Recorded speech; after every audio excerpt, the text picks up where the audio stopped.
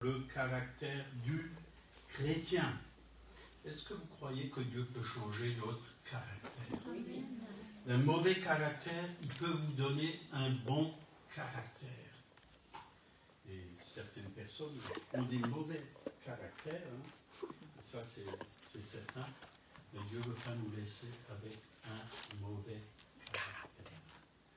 J'ai déjà vu des chrétiens, quand ils sont nés de nouveau, ils avaient encore de la violence au fond d'eux-mêmes. Quand on leur disait quelque chose qui ne leur plaisait pas, ou quand ils voyaient quelque chose qui ne leur plaisait pas, ils manifestaient de la violence. Mais Dieu veut nous libérer de ces choses. Il n'y a pas que la violence, il y a toutes sortes de caractères qui se manifestent, qui n'est pas le caractère de Christ. Christ est bon, Christ est doux, Christ est parfait. Dieu a un bon caractère et veut nous communiquer un bon caractère. Je ne dis pas que Jésus s'est jamais mis en colère, mais c'était une sainte colère. Quand il a renversé les tables devant le temple, c'était une sainte colère. C'était pour remettre de l'ordre. Voilà, Dieu s'intéresse plus à notre caractère qu'à notre ministère. Est-ce que vous le croyez? Oui. Donc, définition du caractère. Le caractère est le siège de l'être moral d'un individu. C'est la vie intérieure de l'homme.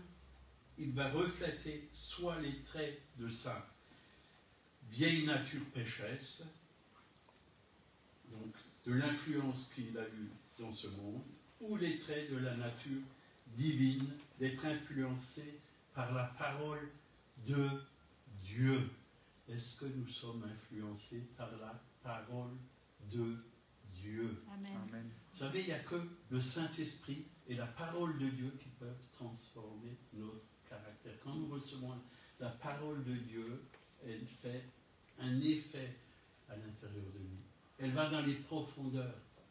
Et si on a un sale caractère, un mauvais caractère, le Saint-Esprit va enlever ce mauvais caractère pour nous donner le caractère de Christ. Il ne suffit pas, comme on a entendu un jour, une histoire d'un prédicateur qui est maintenant là-haut au ciel. Il était dans un culte, puis après le culte, il était invité avec une femme de l'église et un frère à manger. C'était des anciens de l'église. Et quand il est allé là-bas, pendant le repas, sa femme lui fait « Tu ne manges pas ?» Puis il fait « Pas de fourchette !» Comme s'il n'aurait pas pu se lever et se chercher une fourchette d'un air en nous-mêmes. C'est pas grave, pas de fourchette, c'est vrai, sans fourchette, c'est dur de manger. Mais le caractère, on pardonne, parce qu'on fait tous des fautes, en fin de compte. Ça nous arrive à tous de faire une erreur. C'est pas parce que quelqu'un triste, c'est la douceur. Comme un agneau.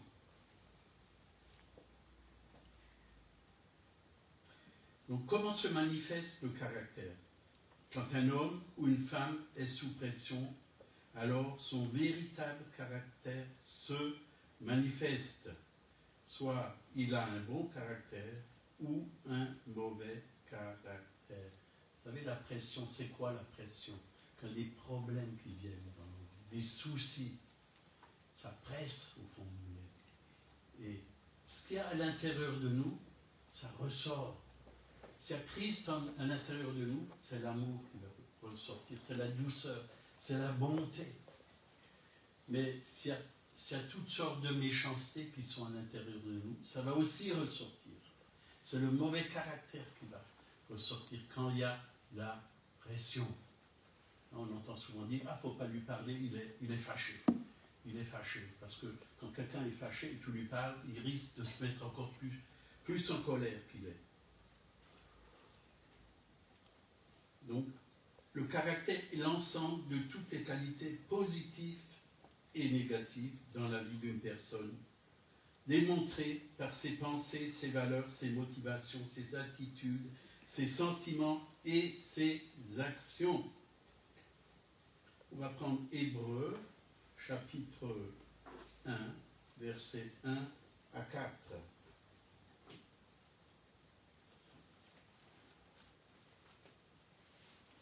Après avoir autrefois, à plusieurs reprises et de plusieurs manières, parlé à nos pères par les prophètes, Dieu, dans ces derniers temps, nous a parlé par le Fils qu'il a établi, héritier de toutes choses, par lequel il a aussi créé le monde et qui, étant le reflet de sa gloire et l'empreinte de sa personne, et soutenant toutes choses par sa parole puissante, a fait la purification des péchés et s'est assis à la droite de la majesté divine, afin dans les lieux très hauts, devenu autant supérieur aux anges, qu'il a hérité d'un nom plus excellent que le leur. Donc il nous est dit au verset 3, étant le reflet de sa gloire et l'empreinte de sa personne. L'empreinte. Dieu a imprégné dans la personne, le Père a imprégné dans la personne de Jésus son caractère, sa vie. Et c'est ce que Christ fait pour chacun d'entre nous. Il veut imprégner vraiment son caractère. Oui. Par sa parole, bien sûr, nous recevons toutes choses. Nous héritons aussi toutes choses au travers de sa parole, marquée, imprégnée dans notre être. Et 1 Samuel 16, verset 7, on va lire la parole.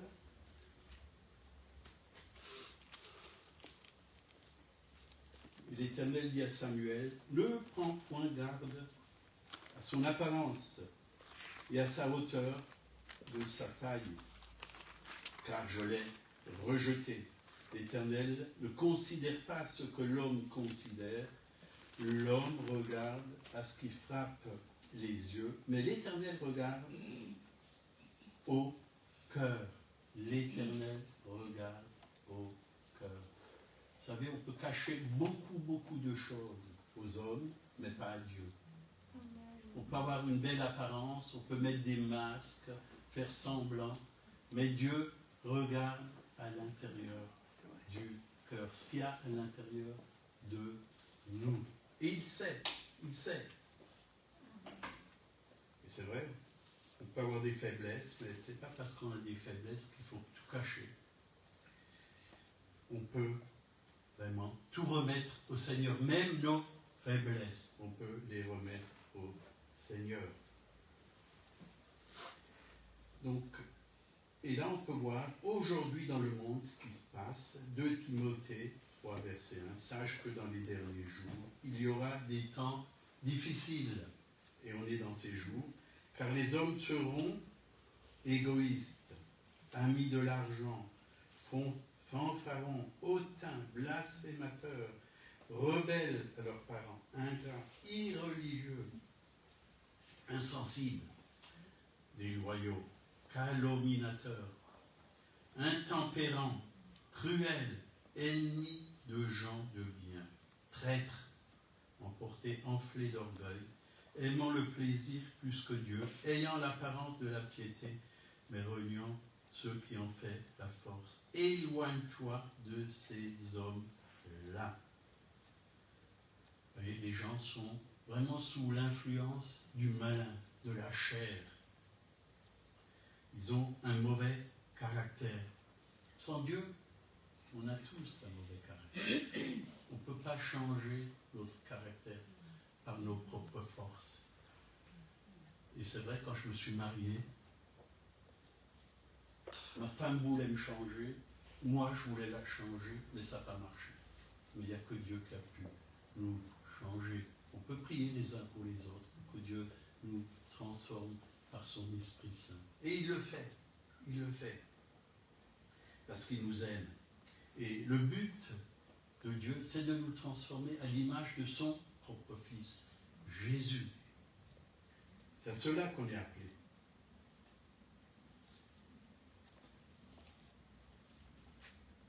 Donc, Dieu peut nous remplir de sa nature divine.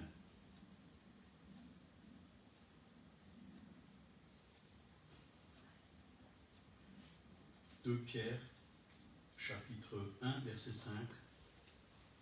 Faites tous vos efforts pour joindre à votre foi la vertu, à la vertu la science, à la science la tempérance, à la tempérance la patience, à la patience la piété, à la piété l'amour fraternel, à l'amour fraternel la charité. Car si ces choses sont en vous, et y sont avec abondance, elles ne vous laisseront point oisifs ni stériles. Elles ne vous laisseront pas oisifs ni stériles. N'est-ce pas merveilleux? Dieu nous transforme. Donc le mot oisif veut dire à ne rien faire, inactif ou au chômage. Le mot stérile, c'est de ne pas porter de fruits. Dieu veut qu'on porte beaucoup de fruits. D'ailleurs, dès la création, il a dit à Adam et Ève, multipliez-vous et remplissez la terre. Remplissez la terre. Donc, ce qu'il y a au fond de nous-mêmes, on doit le faire fructifier. Bien sûr, les bonnes choses que Dieu a mis en nous, il faut les donner. L'apôtre Paul a dit à Timothée de communiquer tout ce qu'il a reçu de lui au travers de ce Père. L'apôtre Paul était un père. Il était plus qu'un apôtre, il était un père spirituel pour ses enfants, pour ceux qui étaient ouverts vraiment à son ministère, qui étaient ouverts à l'enseignement qu'il apportait de la part de Dieu.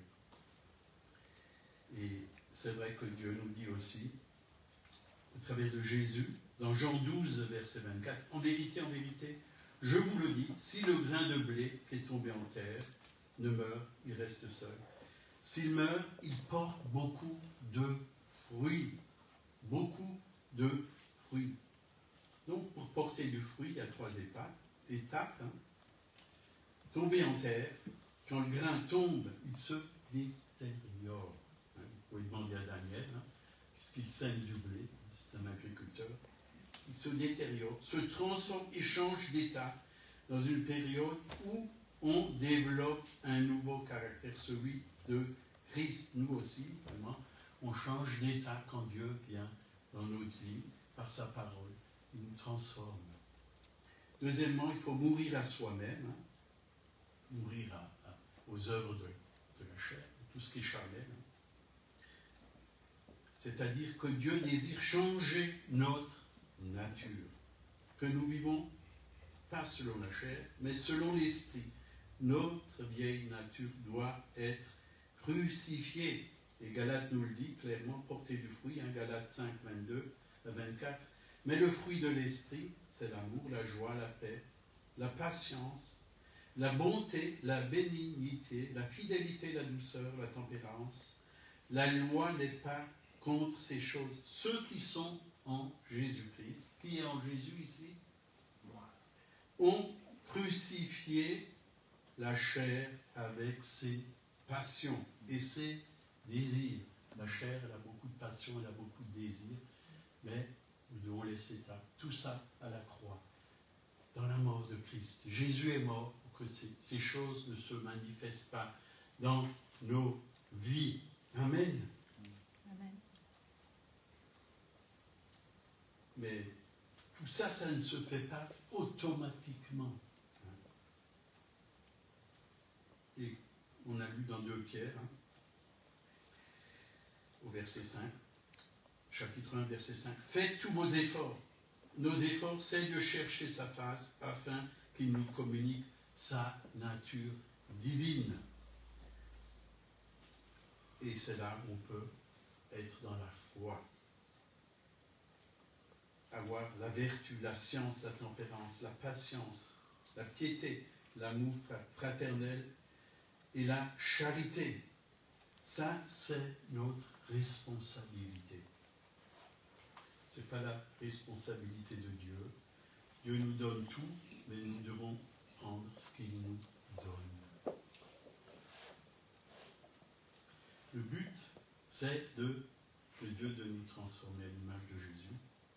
De Corinthiens 3,18, nous tous, dont le visage découvert reflète la gloire du Seigneur, nous sommes transformés en la même image, de gloire en gloire, par l'Esprit du Seigneur.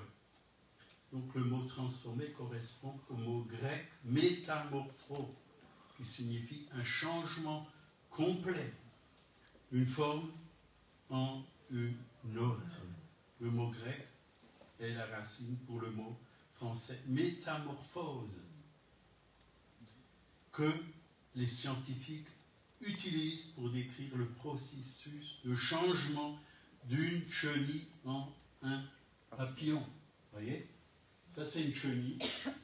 Elle reste pas chenille, elle devient papillon. Papillon. Et c'est vrai qu'à un moment donné, par la nouvelle naissance, on ne reste pas les mêmes. Il y a tout qui change. Il y a tout qui change.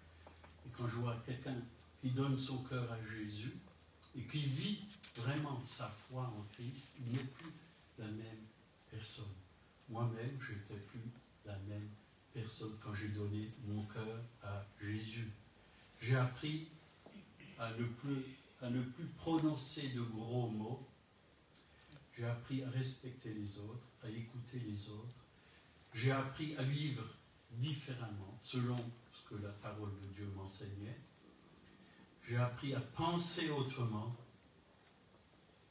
et à croire autrement. Et je suis devenu un fils de Dieu, une nouvelle création, un papillon. J'ai pu aller plus loin que ramper. Chenille, ça rampe, mais un papillon, ça vole, ça vole. Et petit à petit, on ne reste pas des papillons, on devient des aigles. Les aigles, ça va beaucoup, beaucoup plus haut. Ça monte. Et les aigles utilisent la tempête, le vent, pour aller encore plus haut. Alors soyons des aigles, des aigles. Et quand on est en haut, comme l'aigle, quand on regarde les montagnes, elles paraissent comme des taupinières d'en haut. On ne les regarde pas d'en bas, parce que quand on regarde une montagne d'en bas, on sent que c'est insurmontable d'atteindre le sommet, de résoudre nos problèmes si on les regarde d'en bas. Mais regardons nos problèmes comme Dieu les voit. Devant Dieu, ils sont tout petits. Il a des solutions. Donc, nous devons passer par cette métamorphose, chacun et chacune. Et suivre le Seigneur pour être transformé à l'image de son Fils. Dans notre esprit, dans notre âme, et même dans notre corps, Dieu nous transforme. Il enlève les maladies, il enlève tout ce qui n'est pas à sa gloire. Toutes les conséquences du péché, même dans nos corps. Donc, la construction de notre caractère commence dès notre enfance et se poursuit jusqu'à la mort. Chaque jour, Dieu fait une œuvre en nous. La purification est d'enlever toutes les scories de nos vies. Donc, le mot purifier signifie raffiner, rendre pur, changer par l'action de la chaleur. Et c'est vrai. Aujourd'hui, il y a beaucoup de pression, beaucoup de chaleur sur le peuple de Dieu, car Dieu a ordonné à cette chaleur de purifier son peuple. Quand le feu est venu à la Pentecôte, sur chaque personne qui était là, il y avait des langues de feu. C'est pour purifier. Purifier le peuple de Dieu. Et c'est ce que Dieu fait. Il nous purifie. Alors, la chaleur, c'est bon. Ça purifie. Ça réchauffe aussi notre cœur. Donc,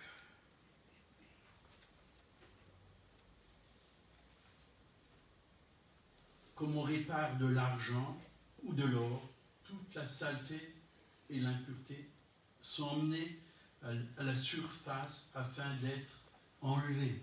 Si on veut purifier de l'argent ou de l'or, c'est avec le feu, pour enlever toutes les saletés, pour les rendre purs. Le mot scorie signifie déchet, ce qui est jeté, ce qui est inutilisable, ce qui est perdu. Dieu enlève toute cette matière inutile sur le peuple de Dieu. Il veut développer le caractère de ses enfants. Et Malachie 3, versets 1 et 2, « Voici, j'enverrai mon messager, il préparera le chemin devant moi, et soudain entrera dans son temple. Le Seigneur que vous cherchez est le messager de l'alliance que vous désirez. Voici, il vient, dit l'Éternel des armées. Qui pourra soutenir le jour de sa venue? Qui restera debout quand il paraîtra? Car il sera comme le feu du fondeur, comme la potasse des foulons. Il s'assiera, fondra et purifiera l'argent. Il purifiera les fils des Lévites et il épurera comme on épure l'or et l'argent. Amen. Dieu veut une église sainte, sans tache, sans ride, pure. C'est cette épouse que Dieu va enlever. Une épouse qui lui ressemble, qui est belle. Qui est belle. Il ne va pas se marier avec quelqu'un d'impur, il ne va pas se marier avec une épouse qui est vieille. Dieu veut que son église, son épouse, soit jeune. Jeune dans l'esprit. Je ne parle pas dans le corps, mais quand on est jeune dans l'esprit, le corps est aussi influencé. Donc, le Seigneur veut nettoyer nos vêtements spirituels. Là, il nous est parlé du messager, qui est le Seigneur Jésus. Il nous a dit de façon prophétique, et soudain, il entrera dans son temple. Le Seigneur que vous cherchez est le messager de l'alliance que vous désirez. Il viendra, dit l'Éternel des armées. Il sera comme le feu du fondeur, comme la potasse des foulons. Le foulon, c'était quoi? Un ouvrier qui nettoyait toutes les fibres d'un morceau de tissu afin qu'il puisse être utilisé pour un vêtement magnifique. Le foulon prenait le tissu près d'un ruisseau et l'étendait sur des pierres plates. Ensuite, il commençait à le frapper avec un bâton qui était prêt. Ensuite, pour que l'artisan en fasse un vêtement magnifique, Dieu a un bâton qu'il utilise pour faire sortir la saleté de nos vies. Le bâton de la parole de Dieu. Dieu nous corrige comment? Au travers de sa parole. Est-ce que Dieu va vous mettre des fessées, des coups de poing, des coups de pied pour vous corriger? Est-ce qu'il va vous mettre au coin comme font certains pères ou certaines mères? Non. Dieu est amour. Dieu nous corrige au travers de sa parole. On a besoin de sa parole. On a besoin de lui. La bonne nouvelle, c'est qu'il sait comment nous frapper. Je préfère dire corriger, sans blesser la bonne semence incorruptible et sa parole en nous. Dieu veut nous faire grandir.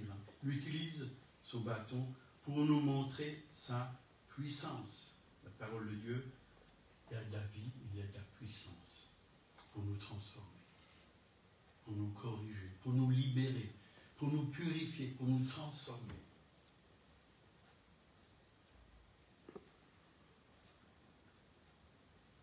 Il purifie nos vêtements, c'est notre vie spirituelle qu'il purifie, afin de produire du fruit, comme dans Jean 15, le vigneron doit utiliser les cisailles ou le sécateur et émonder les sarments. Il enlève les branches mortes et sans fruit, afin qu'elles prennent qu'elles ne prennent pas inutilement la sève nécessaire aux branches vivantes. Et les branches qui ne portent pas de fruits sont enlevées, alors que les branches qui ont du fruit sont émondées, afin qu'ils puissent porter encore plus de fruits. C'est vrai que parfois ça fait mal d'émonder, de couper quelque chose dans notre vie. Il y a des choses dans nos vies qui sont inutiles, que Dieu veut enlever. On passe beaucoup trop de temps à faire des choses inutiles, à être devant la télévision, ou même avec l'ordinateur, ou avec le téléphone portable, d'être toujours sur Internet, sur Facebook, toutes ces choses. Ce n'est pas très utile. Passons plutôt du temps dans la parole de Dieu, dans la présence de Dieu. Ou alors, faites une belle promenade. Ça va vous faire du bien. Vous vous promenez, vous louez Dieu, vous adorez Dieu, vous contemplez la création de Dieu. Ça vous fera du bien. Ça va aérer votre esprit. Que regardez tout ce qui se passe à la télé, aux infos. On peut écouter les infos, Dieu n'est pas contre. Mais il ne faut pas du matin au soir être là. Un jour, j'écoutais beaucoup les infos et Dieu m'a dit, non, je ne veux pas que tu fasses cela. Même ma femme l'a repris, et ma fille aussi. Puis, j'ai mis ça de côté. Et maintenant, j'écoute, mais très rarement, de temps en temps. Parce qu'il faut quand même savoir ce qui se passe et dans quel temps nous vivons.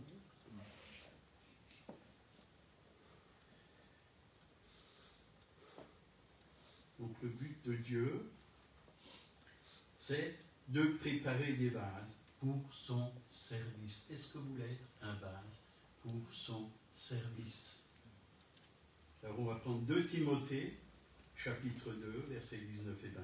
Paul dit que dans une grande maison, il y a beaucoup de vases.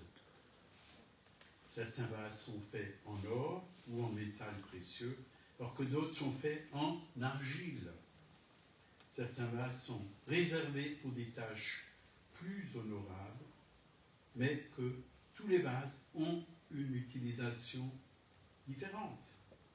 Donc l'argile, dans Jérémie, pour ceux qui étaient voir un potier, il nous est arrivé d'aller voir un potier, hein, et c'est beau de voir comment le potier travaille l'argile, ce qu'il fait. Et dans Jérémie, chapitre 18, verset 1 à 6, il nous est parlé du potier.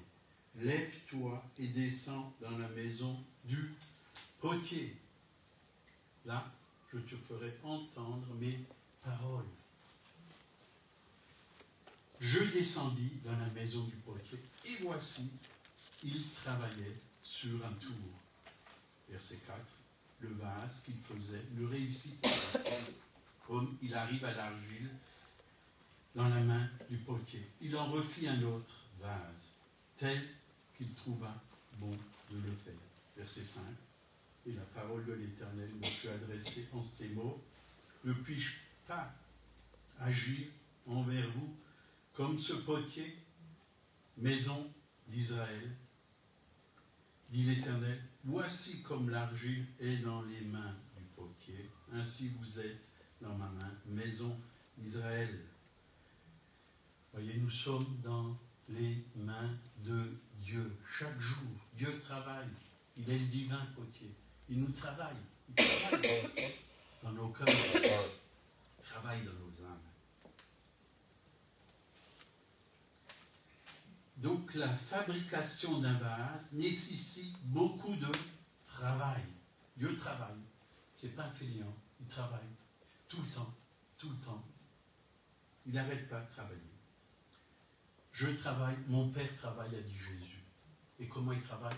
Par le Saint-Esprit et par la parole de Dieu. Ça, c'est les mains de Dieu.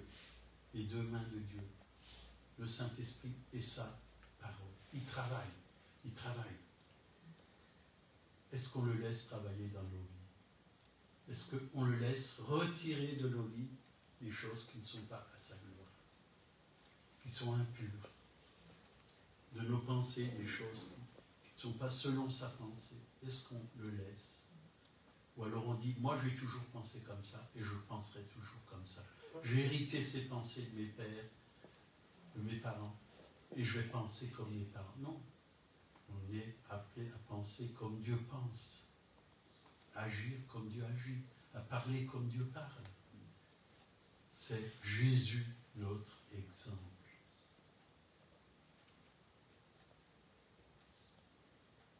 Donc l'argile doit être façonnée, bien travaillée. Il faut donner la forme au vase, le laisser sécher à l'air, et après, il doit être mis au four et retiré au bon moment.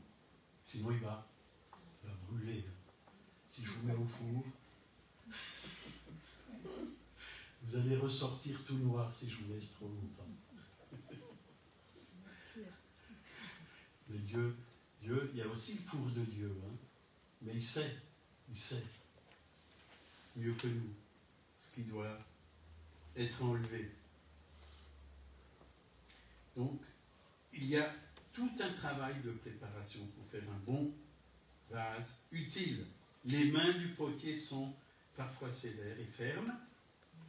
S'il y a un défaut, il faut qu'il le rectifie.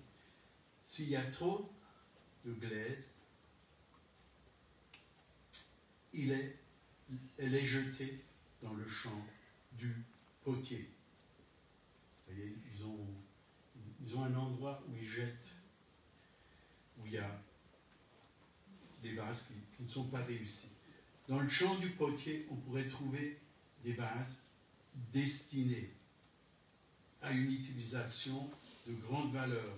Leur problème, c'est qu'ils n'avaient pas été formés proprement sur le tour, ou qu'ils n'avaient pas bien passé le test du feu. Un défaut, c'est formé en eux. Et là, on peut lire dans Matthieu 27, versets 9 et 10, Judas s'est pendu lui-même dans le champ du potier. Quelque chose a échoué dans la préparation de Judas. Vous voyez, Judas, il était apôtre, hein. Il avait le titre d'apôtre, mais il n'avait pas le cœur. Il était trésorier, hein, mais aussi voleur.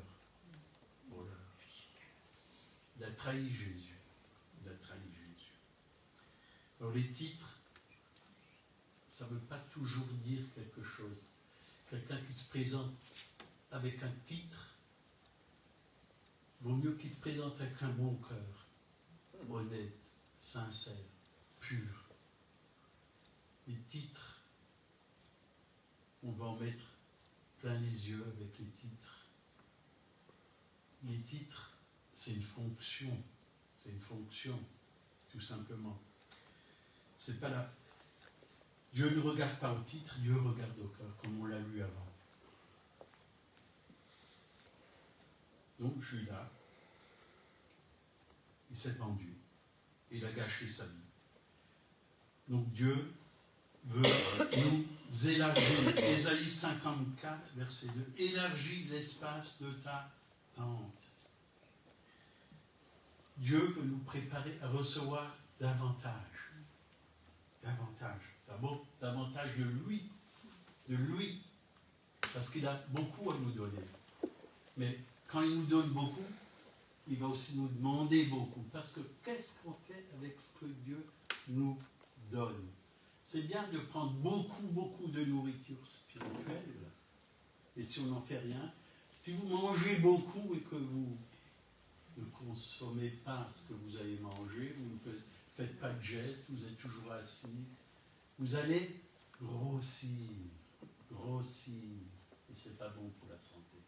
La parole de Dieu, elle est faite pour la mettre en pratique. Je ne m'étais pas pesé pendant plusieurs semaines, et là, hier soir, je me dis, tiens, il faut quand même que je voie combien j'ai. À un moment donné, j'avais 75 kilos. Hier, je me suis mesuré. Puis à un moment donné, je suis descendu à 73. Je suis resté à 73 très longtemps. Et hier, j'ai remarqué que j'étais à 68 kilos. Donc, moi, je me sens mieux comme ça. Là. Je me sens mieux comme ça. me sens plus en forme.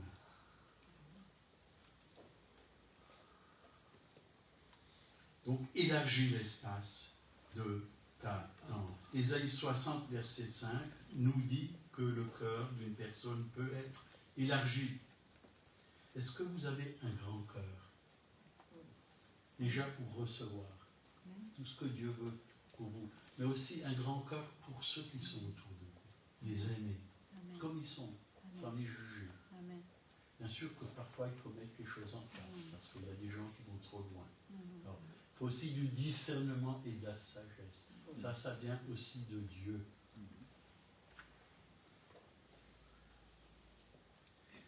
Donc, Dieu a pour but de nous élargir de plusieurs façons. Il désire élargir nos ministères, notre fonction dans sa maison.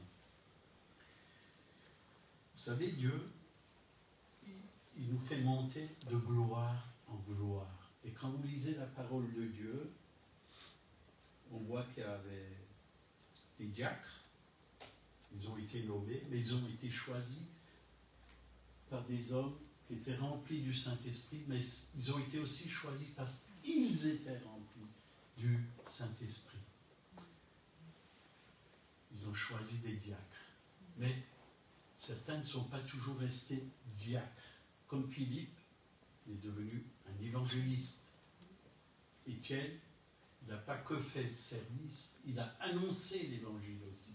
Et il s'est fait persécuter. Mais il avait le cœur de Dieu. Étienne avait le cœur de Dieu. Amen. Et avant de mourir, le ciel s'est ouvert et il a vu Jésus debout sur son trône. Il s'est levé de son trône pour accueillir Étienne. Dieu veut nous conduire toujours plus loin.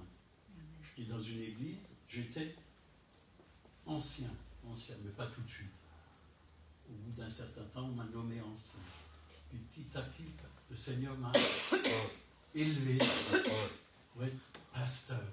C'est-à-dire que Dieu devait travailler mon cœur. Parce que mon cœur, j'avais un cœur blessé, traumatisé, d'orphelin, enfin, tous les problèmes du monde.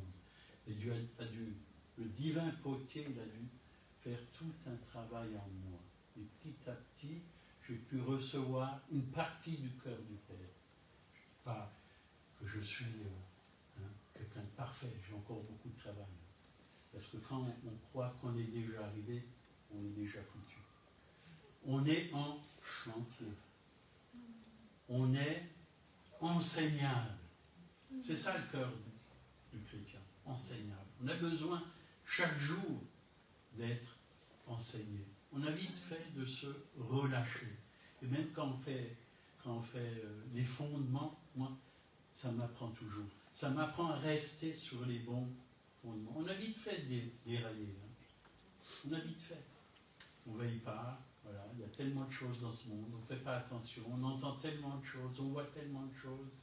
Et même, on entend tellement de prédications. Parfois, ce n'est pas pour notre bien d'entendre trop de prédications. Il faut entendre ce que Dieu nous dit.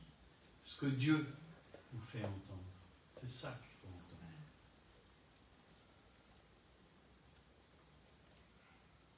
Donc il veut élargir notre caractère, il veut élargir notre vision, notre marche, nos cœurs, nos frontières, notre confession, notre ministère. La Bible nous avertit que dans les derniers jours, le mal va augmenter. Donc, si le mal augmente, nous avons besoin d'avoir un caractère selon Dieu. Selon Dieu. Alors même que le caractère du monde devient de plus en plus corrompu, vous l'avez vu aux Jeux olympiques, l'entrée des Jeux olympiques, c'était une abomination devant Dieu. Ce que la France a fait, c'était une abomination devant Dieu. Même si le président, il a dit, et j'ai écouté, il a fait une vidéo, il a dit c'était une réussite totale, on a rayonné dans le monde entier. C'était juste le contraire. On a corrompu encore plus le monde. Pour un pays, on se dit, le pays des Lumières, c'était plutôt le pays des ténèbres. même si on enlève la vidéo, parce que j'ai dit ça, ça m'est égal. Ça m'est égal, ils peuvent le faire. Mais ils n'enlèveront pas Dieu qui est dans mon cœur, et la parole de Dieu qui est dans mon cœur, ni la lumière qui est dans mon cœur. Et je bénis ce gouvernement et je prie pour que ce gouvernement soit transformé par la puissance de Dieu.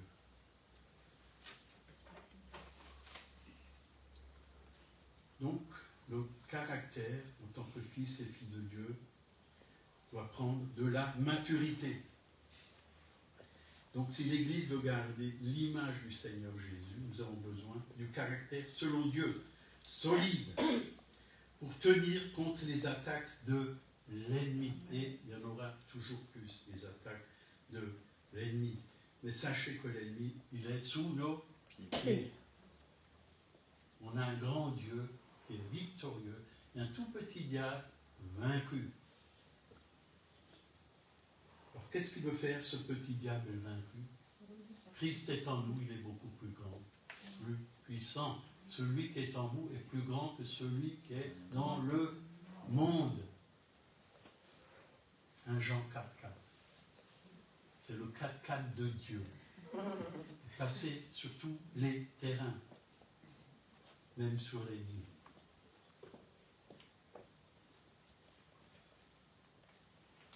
Donc, 2 Pierre, chapitre 1, versets 3 à 11. Comme sa divine puissance nous a donné tout ce qui contribue à la vie et à la piété au moyen de la connaissance de celui qui nous a appelés par sa propre gloire et par sa vertu, lesquelles nous assurent de sa part les plus grandes et les plus précieuses promesses, afin que par elles, vous deveniez participants de la nature divine. Voilà, Dieu nous fait participer à sa nature divine, par le Saint-Esprit. En jugeant la corruption qui existe dans le monde par la convoitise, à cause de cela même, faites tous vos efforts. Encore, nous devons faire des efforts pour joindre à votre foi la vertu, à la vertu. Je vais chercher ma feuille, là. Je vais tout mélanger, c'est pas grave. La science, la tempérance, la patience, la piété, l'amour fraternel, la charité. Car si ces choses sont en vous,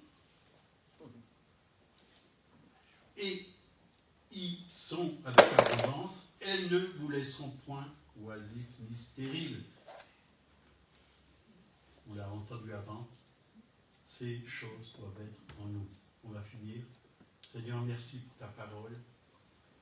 Seul toi, par ta parole, par ton esprit, peux transformer notre caractère, nous donner le caractère de Christ, comme dans Galates, chapitre 5, verset 22, le fruit de l'esprit, c'est l'amour, la joie, la paix, la bonté, la douceur, et ainsi de suite. Tu veux vraiment que nous ayons vraiment ce fruit au fond de nous-mêmes, le fruit du Saint-Esprit, Seigneur, que nous puissions porter le fruit du Saint-Esprit, que nous puissions avoir un bon caractère. Enlève tout ce qui n'est pas à ta gloire. Viens avec ton divin sécateur et coupe tout sarment qui ne porte pas de fruits, Seigneur. Et merci, Seigneur, parce que tu émondes encore, et pour que nous puissions porter encore plus de fruits. Merci, Seigneur, parce que tu veux faire de grandes choses. Et tu prépares cette épouse, parce que tu reviens bientôt, pour la chercher, Seigneur, et l'enlever pendant un bon moment, Seigneur, avec toi, là-haut, et nous reviendrons sur cette terre pour régner pendant 1000 ans. Merci, Seigneur. À toi la gloire, à toi la victoire, à toi la louange et le règne, au nom de Jésus. Amen. Amen. Amen. Voilà, si des personnes ont besoin de la prière, on est là.